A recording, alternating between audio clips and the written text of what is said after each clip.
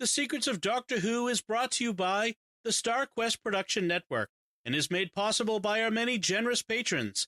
If you'd like to support the podcast, please visit sqpn.com/give. You're listening to The Secrets of Doctor Who, episode number 111. One day, I shall come back. That's it. I've been renewed. Is when a Time Lord's body wears out, he regenerates. I'm a Time Lord. I'm not a human being. I walk in eternity. Bravehearty. Change, my dear, and it seems not a moment too soon. Unlimited rice pudding. Position healers. Wearing a bit thin. Fantastic. I am Scottish. I can complain about things. Ta-da! Ooh. Should be fine. Hi, I'm Don Bettinelli, and you're listening to The Secrets of Doctor Who, where we discuss everything about the hit BBC series, Doctor Who. And today we're back to discussing a story from the First Doctor called The Sensorites. I almost said the First Doctor story, but that's not right. It's a story from the First Doctor called The Sensorites. And joining me today on the panel, as always, are Jimmy Aiken. Hi, Jimmy. Howdy, Dom. And Father Corey Stika. Hi, Father Corey. How's it going, Dom? Good. So, as we always do, I want to remind you to like The Secrets of Doctor Who on Facebook. We have a Facebook page there. Just look for it there. Retweet us on Twitter when you find us at SQPN. You can leave us comments, subscribe if you're not yet subscribed in iTunes, Google Play, Stitcher, TuneIn, your favorite podcast app, or on YouTube, where you should hit the bell to get notifications of new episodes. And remember to share the podcast with your friends to help us grow the community of listeners and reach more Doctor Who fans, because we know that if you listen to this podcast, you are a Doctor Who fan, and we want to share the wealth with so many more people. So today we're talking about this, as I said, the First Doctor story called The Sensorites, and it's an interesting little play, a 6-episode story here where things move quite a bit, I have to say. So this is from the first season of the First Doctor. It was broadcast from between June and August of 1964. We are still with Susan, Ian, and Barbara on the TARDIS with the Doctor, and we're picking up from the previous episodes as things are kind of continuing along as they're trying to get home. And it starts with them recounting their adventures so far and how they've changed. And the Doctor even mentions he had an encounter with Henry VIII. That's one of three interesting references to the pre-Ian and Barbara era in this. There's actually been a debate among fans about, just how long did that period before Ian and Barbara go on, where just the Doctor and Susan were traveling. And based on evidence in this episode, we learned that it went on for a period of years. Yeah. Apparently, in this story, I should say, not the first episode of it, but in this story, we learned that it went on for years that the Doctor and Susan were traveling alone.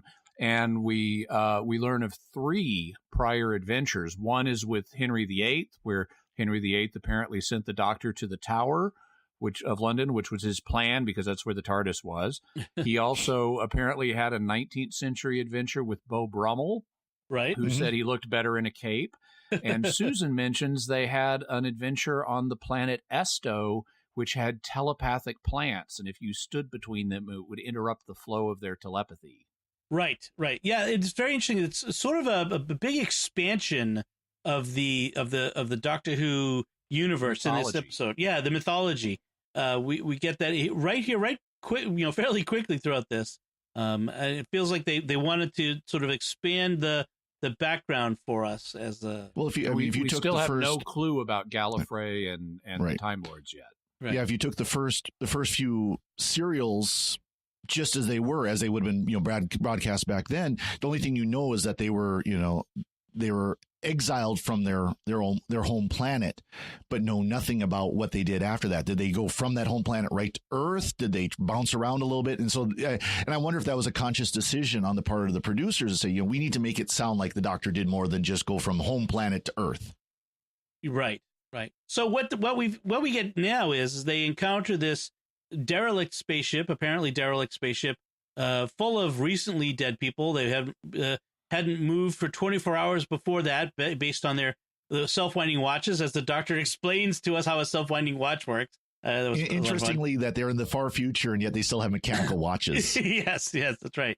And it turns out that they had been sedated or made to look as if dead by this species called the Sensorites. And when we're first introduced to the concept of the Sensorites, they're sort of the scary unknown, these creatures. And in fact, when we first see them on screen, kind of coming up into the portal, the window out into space on the bridge of the ship, they were kind of creepy. That would have been kind of creepy for me as a kid if I'd seen that.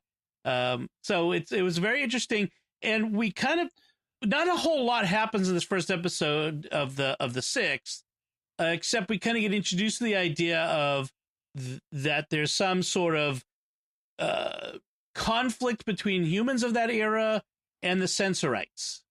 So we're in the 28th century.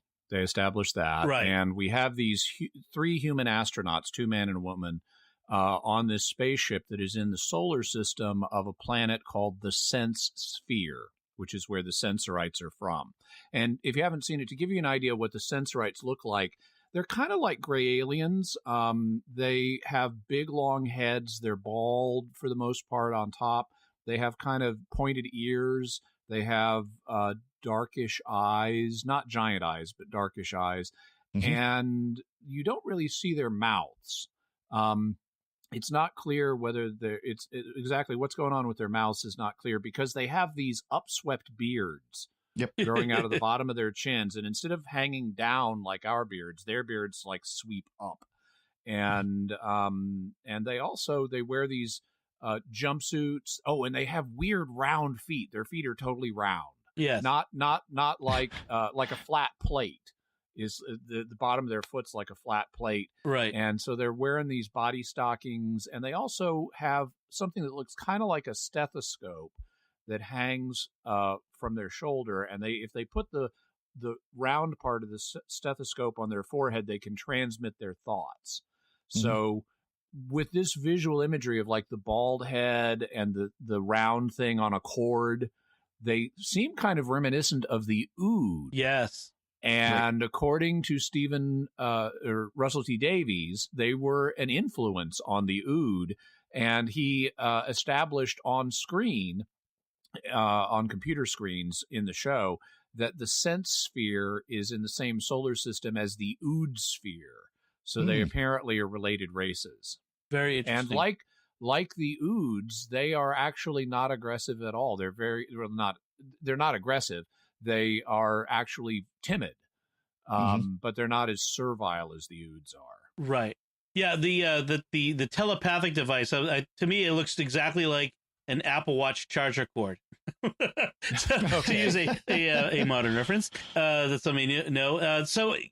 Yeah, and in fact, that's a very interesting aspect of it is the similarity of them. One of the things that sets them apart, though, is that they're also easily startled by loud noise and not bright light, but darkness. So even like dim light that we would consider dim, they, for whatever reason, their eyes cannot perceive anything, and it's very dark for them. Alarming. It's alarming, and they're easily startled. They also have an ability to, as we kind of mentioned, suppress the brain function of humans. And the one of the guys on board the ship, they introduced a permanent state of fear, which I thought was fascinating. This idea that the crewman John, who just could not, he was just permanently afraid, and it made him, they said, act violent, although we never actually saw him act violently. But he was a kind of creepy zombie guy who was constantly paranoid. Yeah. There was a great moment where they point out that his hair had turned white, apparently from stress, because no man of any youth would actually have hair that white, and the doctor took exception to this slur against people who have white hair. I think they said he was like 30 or something like that, but his hair is all white. Yeah. There's a couple of fun moments in this where they're on board and they're trying to get the TARDIS key lock is stolen. The Sensorites by this take it right out of the TARDIS. Not the key. And it's very interesting because I don't think I've ever seen any other creature tamper so fundamentally with the TARDIS as we do here. No, normally it's invulnerable, especially for people who don't have similar technology. And it's interesting they then don't go into the TARDIS because it's now become dangerous to do so. Since the door lock is gone, it could apparently collapse the internal dimensions if they just open that door. Right. And it creates the classic TARDIS separation plot device where they have to figure out a way to get back into the TARDIS and get home. And this is funny moment, just sort of classic old TV. There's this cabinet labeled water, and when Barbara says, "Where's the water?" and one of the crewmen says, "Over there, on that side." And so she and Susan walk right by the cabinet, clearly labeled water, and go through the door to the place where no one is supposed to go. And I just, yep. oh, you mean down through the door and down the hall? I just thought that was pretty funny.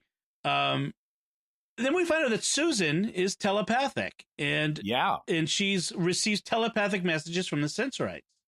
And this is the first time we've had Time Lord telepathy explored in the show. We didn't know that Time Lords were telepathic before, and even Susan is not that telepathic. This is a new ability for her that the Doctor has not realized she's had personally previously.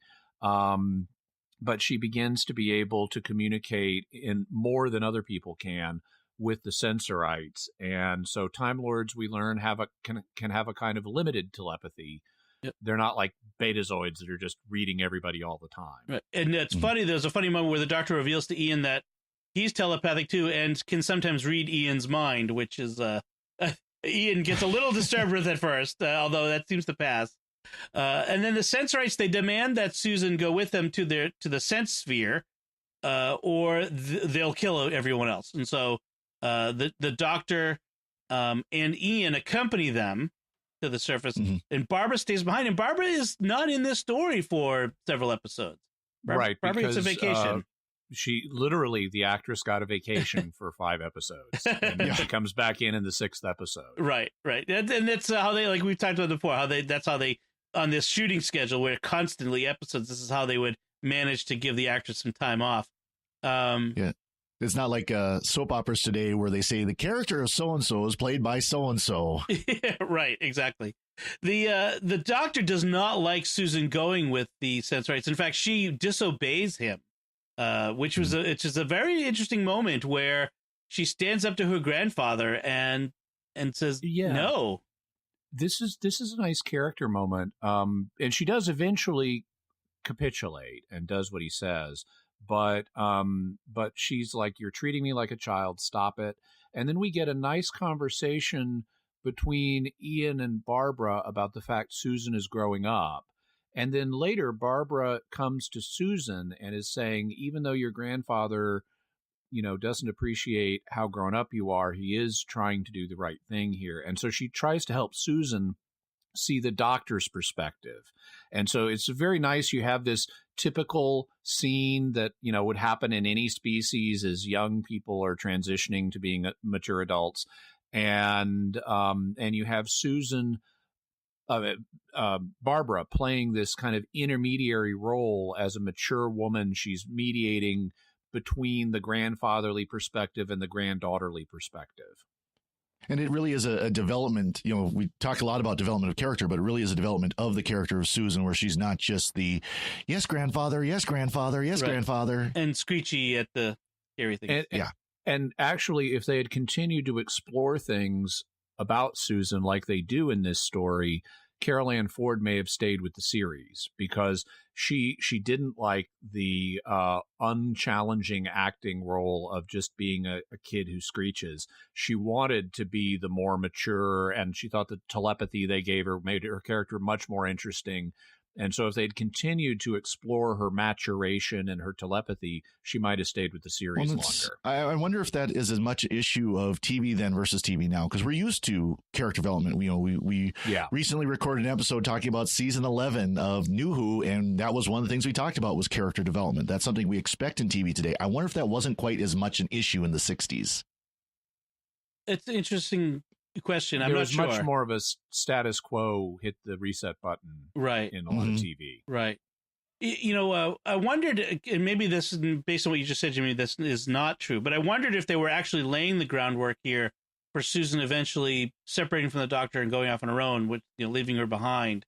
There may have, that's tickling a memory. There may have actually been a proposal to have a spinoff series with Susan. Oh, interesting. Oh, wow. That would have been. But I may be misremembering that. Okay.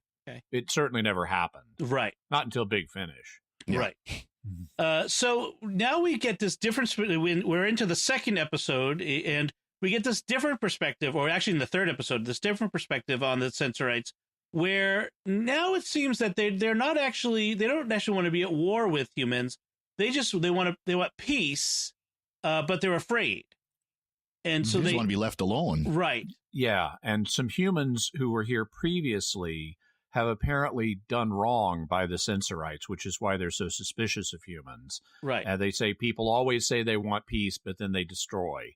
And the Doctor, meanwhile, has uncovered evidence that possibly John, who's a mineralogist, John the astronaut, and possibly members of a previous expedition have discovered something very valuable mineralogically on the Sense Sphere, namely molybdenum, which they may want to exploit. And so the Sensorites have good reason to be mistrustful of humans. Right. Yes. Apparently in the 20th century, molybdenum is the thing to have on the. Well, and it does have, actually, they taught. I was surprised at how accurate all the science is. Yeah. They really fulfilled their remit in this series of episodes in explaining the science to kids. But molybdenum, it does have a very high melting point compared to iron, and it does make really good steel, and it is a strategic asset. Actually, a lot of people aren't aware of this, but there was kind of a minor battle-ish encounter during World War II here in the United States, where we had a molybdenum mine. I think it was in Colorado, somewhere like that, and the Nazis had agents who were like supposed to take out this molybdenum mine and to deprive us of this strategic asset, and it didn't work. Oh, that would be a very interesting movie. I'll pass it along to any scriptwriters I know. So one of the things that the Doctor says actually in the beginning of this is, I forgot to mention this. He says he wants to leave as soon as they encounter like the dead people on the spaceship. They don't remember. Says, I've learned not to meddle in other people's affairs years ago, which caused me to stop and laugh out loud because that's pretty much Doctor Who in a nutshell, is meddling in other people's affairs. Well, that's again going to season 11 with Jodie Whittaker. How many times did she say that? Don't meddle in other people's affairs, and then she goes and meddles in people's affairs. Exactly. So we have this. They're now down on the surface. It's Ian and Susan and the Doctor. We find out that this. Go ahead. And they have all these new Sense Sphere sets with lots of curves and stuff. So the architecture looks very different than anything we're used to. Right. And the Sensorites have a caste system, and they're identified not by name but by role, and but verbally identified and visually identified. Really set off by certain series of sashes or collars or armbands, and. Yeah. And that plays a role in this, which is sort of like the Sensorites all look the same to us, and we only really able to distinguish the one from another by the particular armband or sash that they're wearing. And even they, apparently, unless they're really close up, can't tell one from another. They recognize each other that way too. I like how the first elder has crossed baldricks, these two crossed sashes. He looks like he needs to strap on bells and start doing a Morris dance. Actually, it was funny. What struck me was, the first elder was the cross sashes. The second elder was just the one sash across. Like it actually. That's what I was going to say. It reminds me because when priests in the traditional rite, the extraordinary form, the 1962 missal, whatever you want to call it, when they would do their stoles, they don't drape them down like you see priests do today. They would cross them. It was bishops that would have them struck. So the first elder was like a priest with his cross stoles. The second elder was like the deacon with his cross or his sash across his body, stole across his body. And the city administrator is like the Anglican minister with just the collar. Yeah, there you go. Well, so speaking of the city administrator, so we have this very interesting complex plot show up where the first elder is the leader of the people, the second elder is like the vice president of the world, Also, like a counselor. Yes. The first elder. Yep. Right. And then we have the city administrator who's say like the mayor of the capital city. So we have these different political positions, and while the first elder and the second elder are amenable to dealing with the aliens, the city administrator is immediately suspicious, immediately wants to cast them out. And it's all about, it's not that he's it's all about just his suspicions of aliens. He's not evil, and even the first and second elder need to have the humans prove their trustworthiness to them based on their prior experience. This is one of the things that I like most about this series. I really like this series because of the complex portrait it gives us of both alien and human culture. The humans are not universally good in this. We later meet members of the previous expedition who are there to exploit the Sensorite planet. Right. They are villains, but other humans are good. And you get the same thing on the Sensorite side, where you have Sensorites who are reasonable and eventually realize the trustworthiness of the Doctor and companions, like the first elder and the second elder. But then you have Sensorites who are just dead set against human beings, like the city administrator. So you have this complex society on both sides, which makes the plot much more interesting to me than both sides or even one side is all good or all bad. Also, I like the fact that the conflict, as Susan points out, is that suspicion is making them enemies. Right. It's not they're evil. They're not like Daleks. And unlike Daleks, they don't all have the same ideology. They have disagreements. Right. And that makes them much more interesting and makes this, in principle, a much more interesting story to me than a standard monsters equals bad or humanity equals bad episode. Right. There's an interesting aspect to this where the city administrator has a plan to kill the Doctor and companions, but also eventually that progresses to a coup. At first, it's not about a coup. At first, it's just about he wants to save his people, but then he decides that the only way to save his people is to get rid of the first elder and the second elder, and then he can have the power to be in charge of everything, so there's this complex political situation among the Sensorites. And it develops step by step, and so this is what, in a six-parter, this is what keeps it from being boring, is that we have this complex political plot unfolding, that not just running through corridors. Right, exactly. And then we have the dramatic tension at this point is Ian drinks the wrong water. So apparently there's two kinds of water. There's crystal water and aqueduct water. And Ian drinks the aqueduct water against the advice of the first elder. Apparently. In other words, it's the difference of drinking Perrier versus the grocery store generic bottled water. Yes. See, Doctor Who has always been political. and Perrier is poison, or Fiji water, or coconut water, or whatever. Premium. Yeah. Okay, that's what it is. So, the Sensorites apparently just accept the fact that some amount of people die of a disease while related to the aqueduct water. But it's been more since the humans showed up. Right. And then the Doctor is convinced that it's not just, random. It's not just, a weird disease, that they're being poisoned. He finally figures out that there's a, what was it? There's the belladonna, I guess it is the poison that he finds. Deadly nightshade. Deadly nightshade. Which is kind of funny. Atropine poison is what is deadly nightshade, which is funny because that's a real thing, and they accurately describe the symptoms of it. But that's an earth plant, right? I mean, obviously, well, the compound that makes deadly nightshade poisonous is that's just a chemical, so they could have that on any planet, but. He does later in the aqueduct underworks. He finds a deadly nightshade plant, right? And he doesn't make the connection. Oh, this must have been brought here by the Earth expedition that also must be hiding down here. Right. Yeah, I kind of wish he'd made that connection because at the time I just thought it was oh, now you're just being silly, anachronistic, and not explaining, and kind of making the mistake of an Earth planet being on an alien planet. But Right. in fact, connect the dots. There was put there by this and crashed the funny part is expedition. they could make it as simple as, oh, this is just like Nightshade on Earth. This must be where the poison is coming from. Yeah. This Right. is Space Nightshade. Yes. Apparently, the Sensorites also have nice cursive handwriting in English. If you remember the list of the water districts as they were testing them. So the doctor. That was the TARDIS translating for us. So let's do that. Yes. Yeah.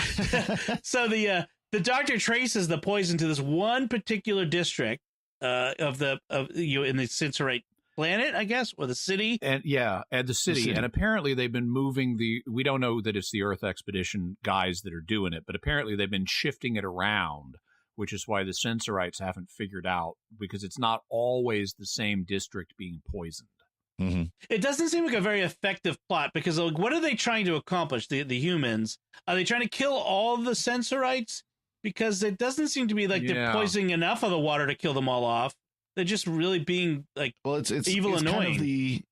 Kind of the almost guerrilla warfare type technique of you be enough of a thorn in their side until they finally just give up. But give up But to what they effect? haven't made any demands. Right. Like, Well. are they trying to get them to leave their own planet? I mean, it's a sort of a strange. It doesn't Now, bear too much. to be looking fair, at. jumping to the end, the humans that are doing this are delusional. Well, yes, Their minds are gone, and they think they're in like this perpetual war with the Sensorites, and they're doing it as part of that war. That's true. The Sensorites don't even know that they're at war with these humans. Don't even know we're under attack. Yeah, whereas the humans think they are. Yeah, that it's an active war. So you're right. They're right. That's worth pointing out. So the city administrator doesn't believe that there's poison in the water. He thinks it's the doctor trying to trick them all. And Right. He thinks that Ian pretended to be ill and then pretended to be cured from the doctor's cure. Right. Right. And it's the sign of that irrational hatred is irrational and causes you to come to irrational conclusions, which is a nice point to be making here. Well, it is from our perspective, because we know that the doctor Ian was not pretending, and Ian really was deathly ill. But it's actually shows some sophistication to have the Sensorite asking the question, what else could explain this if I'm right that they're up to no good? That's true. And thinking, oh, well, this could all just be a fake. They're conning us. Mm-hmm. Right. But it also shows the risk of you get too caught up in a perspective, caught up in a conclusion, right? And you can fit everything to that conclusion, even when you're making bad leaps of logic, as the city administrator shortly will do. That's what I was thinking. Yeah. So he says at one point he intercepts the antidote and destroys it and says, well, if this was a fake, then Ian will get better and just get up and walk around, because he can't continue to pretend to be dying. If he dies, well, so what?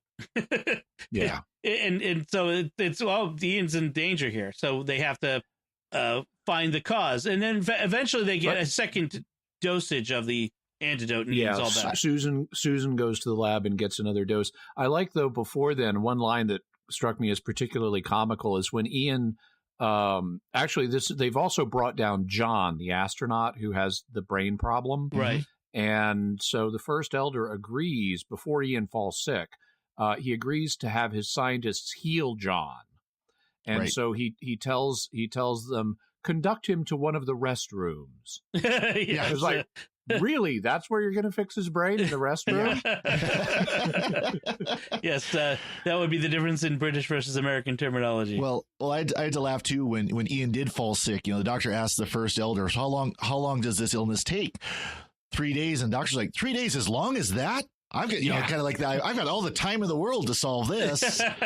Yes. At one point, the doctor keeps shouting at the Sensorites, and which is because he's outraged at their at the things that they're doing, and they keep Susan's cringing. Great embarrassment. Yeah. Well, they keep cringing because they take shouting as if it's a physical attack. So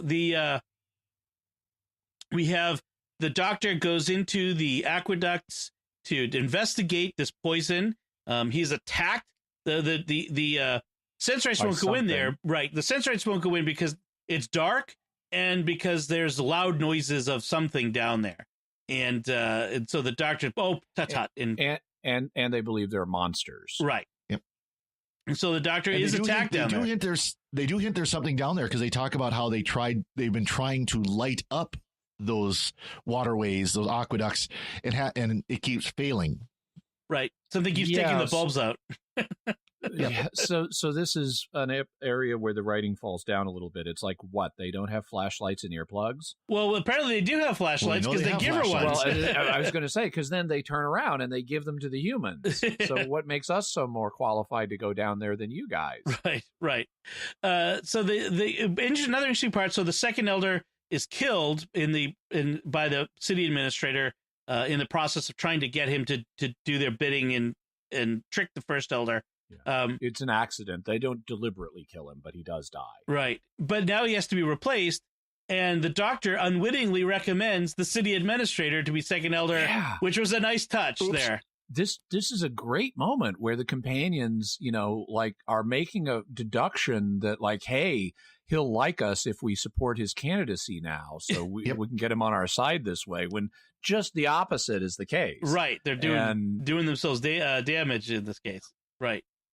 I also really liked how by this point, the city administrator has already taken to impersonating the second elder.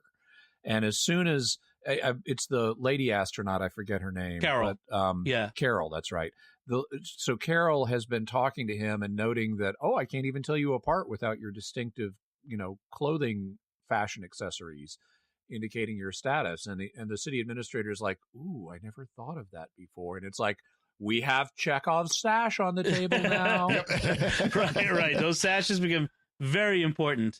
So the new second elder arranges for the doctor and Ian, who are going back into the aqueducts, to be given useless weapons. They have these little hand racket weapons or dreamcatcher weapons that are apparently very handy, but the doctor that will paralyze you. Oh, and so the doctor here says, yep, I've never liked weapons of any kind, but these are handy little things. And so I prefer this attitude to more the anti-weapon screeds that we get in more recent seasons. This is much more reasonable. Right. Yes. I mean, the doctor doesn't like weapons, but when it's necessary. And we see the third doctor and some of the later doctors, they end up having to take them up.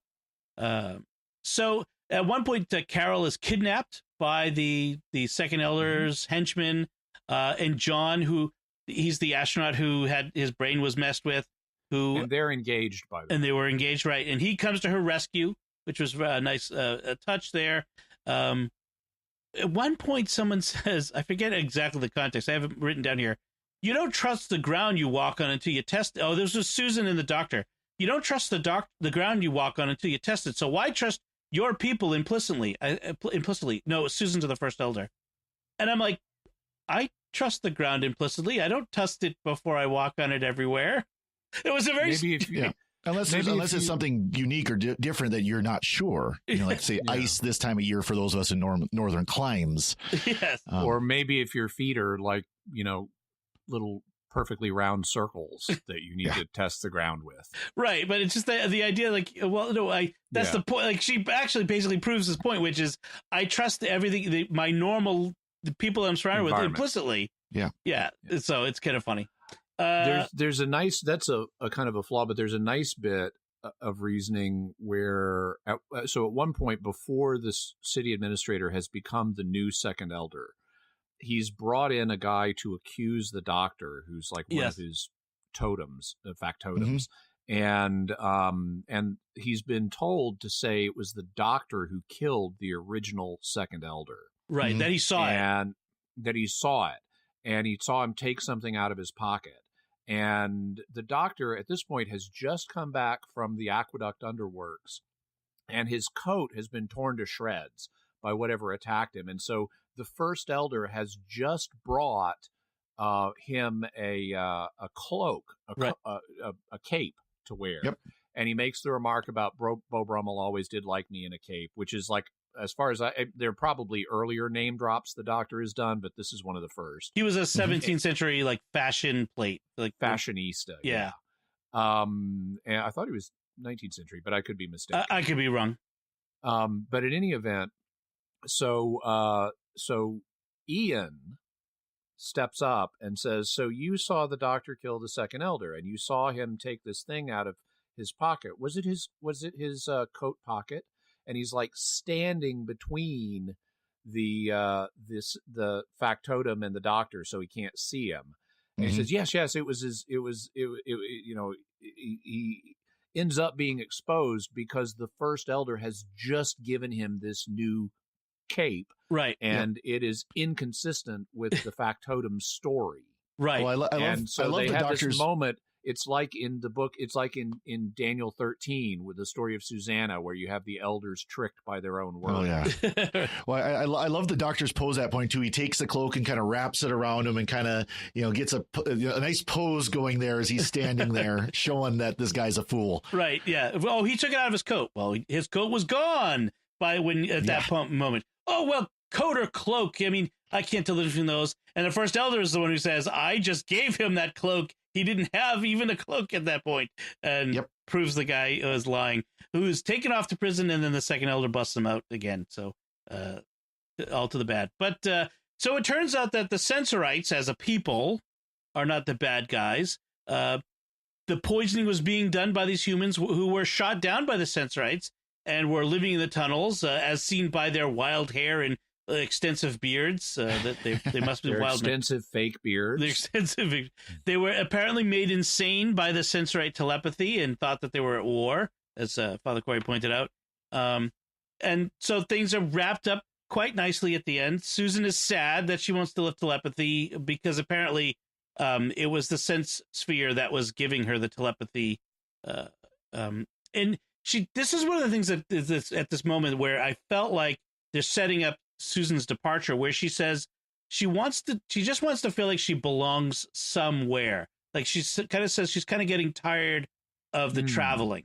So if that's what kind of made me think that she was preparing her departure.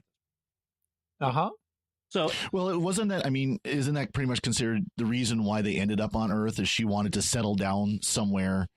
And she wanted to stay on Earth at least. That's what I mean, though. But it was stay there and be just a normal school kid and all that. Right. That's true.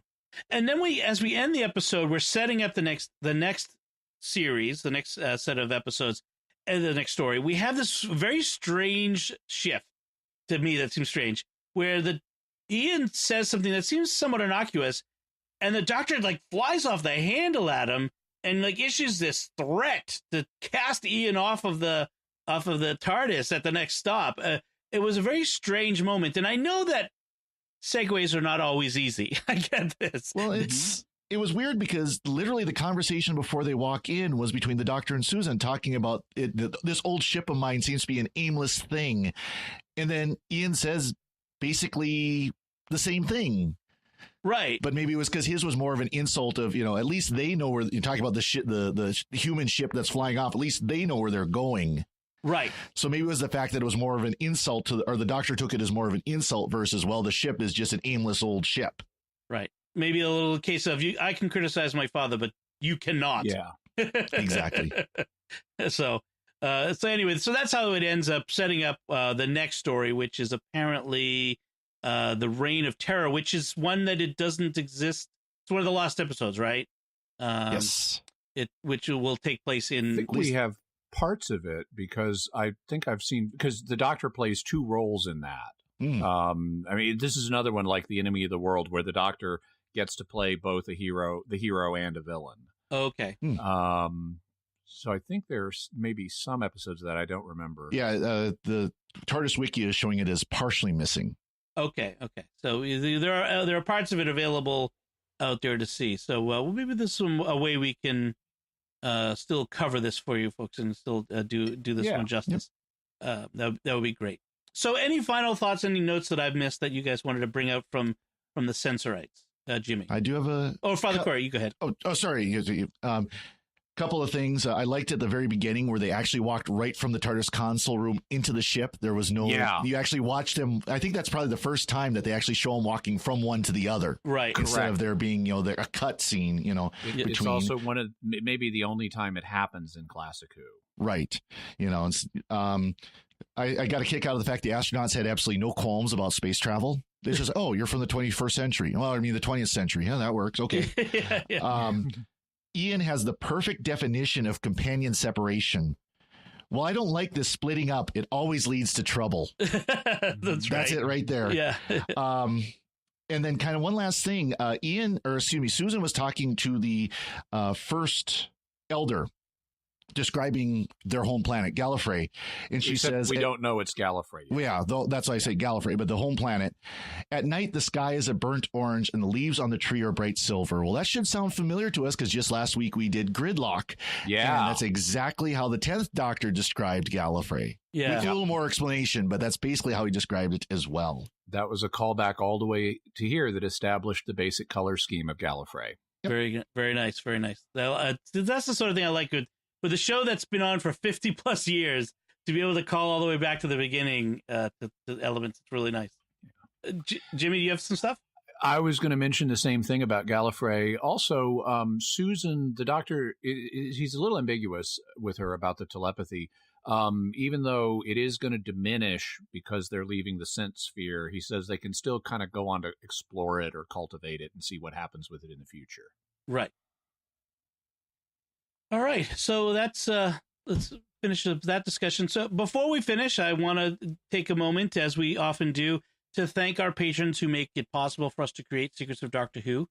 Today, we wanted to thank Catherine N., Kim L., Laura M., Matthew B., Sailing L. Through their generous donations at sqpn.com/give, they make it possible for us to continue the Secrets of Doctor Who and all the shows at sqpn.com. And you can join them by visiting sqpn.com/give. Like I said, that's it from us. What did you think of this first Doctor story, The Sensorites, which you can watch online in various places? But I watched it at BritBox.com, which is a streaming pay service. That's one place you can watch it. You can also get that through Amazon.com. That's right. That's right. My wife likes British crime mysteries, so BritBox makes sense for us. So let us know what you think by visiting sqpn.com or the Secrets of Doctor Who Facebook page, and leave us some feedback or send us an email to drwho@sqpn.com. You can find links to all our personal social media and websites on our show notes on sqpn.com. We'll be back next time when I just forgot. What are we discussing next time? The Highlanders. The Highlanders, which is a second Doctor story where the Doctor meets Jamie, one of the most popular companions of all time. And this is a unique episode because it's not available as video. It's only but it is available on audio with linking narration, and it's also been novelized. So you can check it out, and we'll definitely be telling you about it. Yeah, you can find it online. Audible has it and some other places. So that'll be next time. Until then, Father Corey Stika, thank you for joining me in sharing the Secrets of Doctor Who. Always glad to be here, and thank you, Dom. And Jimmy Aiken, thank you as well. Thanks, Dom. And once again, I'm Dom Bettinelli. Thank you for listening to the Secrets of Doctor Who on StarQuest. And remember, the Doctor doesn't make threats, but he makes promises, and he always keeps his promise. Right. This is going to be fun.